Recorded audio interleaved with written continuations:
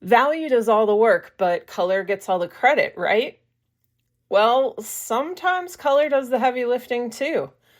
Local color is fine, it's what we expect to see, but there's nothing especially interesting about it. So let's take something really simple and turn it into something much more dynamic just by changing the way we use color. All right, so for this first onion, I am just using local color, which means I'm using the colors that I see in the photo. I'm not taking any liberties, not adding any extra colors. So this first onion's pretty simple. I am just using the violets that I see there, and then for my shadowed areas, I'm using a dark violet and a black. And then for my highlights, I'm using light violet and white. And this is a fairly common thing that beginner artists tend to do, which is relying on just lighter and darker versions of a color to create shadows and highlights. But that isn't how light works. And that isn't what our eyes are actually seeing in real life. We might see those things in a photo because cameras aren't capable of capturing every single bit of light that's bouncing around in the atmosphere. But our eyes know something is wrong when we look at this. And this onion looks a little bit plastic. So in the second half of this video, I'm going to show you how to make this much more dynamic with just a simple color change. Of course, I go much deeper into all the techniques I use in this lesson inside my Pastel Growth Studio on Patreon.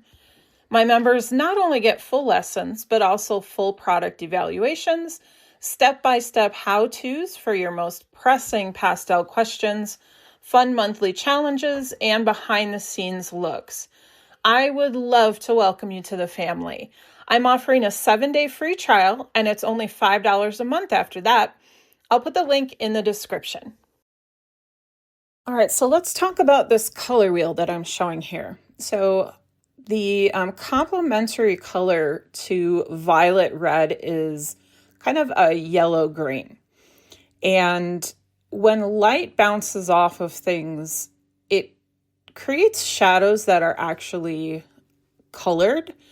And depending on what is around the object, what it's sitting on, what other colors of light might be bouncing off of it, a lot of times those shadows and highlights are the complementary color. That's why in a lot of landscape paintings, artists will use dark violet or a dark navy blue for the shadows because they are on the opposite side of the color wheel from greens and gold colors, which are often in a landscape.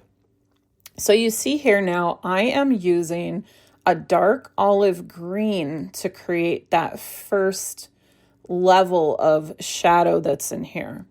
And then my darker green that I'm coming in is a little bit cooler because as things get deeper into shadow, they cool off. So in the first painting, I used a dark violet and a black, and here I'm using the dark olive green and this cool dark green, and you can see a difference there. It still feels like a shadow, but it's a little bit more interesting. So now putting in that same lighter violet color that I used in the first one just to brighten up the onion just a little bit. I'm also making sure that I'm keeping my strokes in alignment with the curves on this onion. All right, so little demo here, putting down that same light violet that I used in the last one and showing how it looks kind of dull. So now if I come on top of it with this light green, which again, this is the complementary color, it creates just a little bit more of a neutral shadow. Instead of it being a pink shadow, it's a little bit more of a whiter tone. And then putting an even lighter shade of green on top of it for my highlight.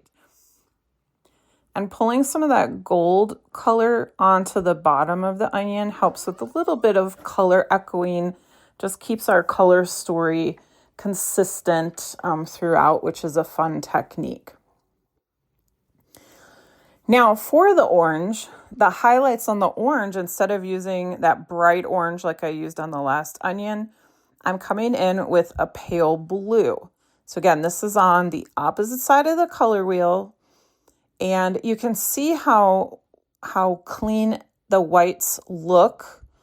They're not as bright and cool as on the first painting.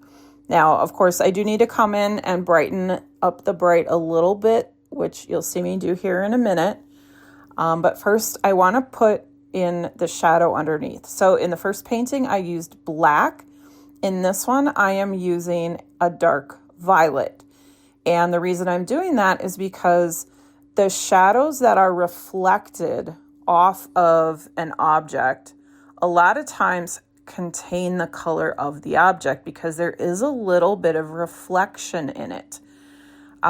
So for a purple object reflecting onto a white surface, the shadow is going to be a little bit of that purple tone. So think about the shadows that an object is casting in a different way that you think about the shadows that are on the object itself. Now I'm using a little bit of blue there to create some of those bruises. And you see I brightened up the bright spot again with some more of that green. So here are the onions side by side, and they both look 3D. They both look like onions. I know on the first one I didn't go into as much detail with putting the little ridges in, but it still looks like a 3D object. But to me, the one on the left looks a little more plasticky or a little more kind of computer generated because the colors are just not quite right. Whereas the second onion, the colors are much more natural feeling. So I hope this quick lesson was helpful to you.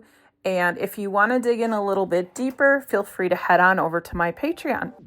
Thanks so much for watching, and I will see you next time.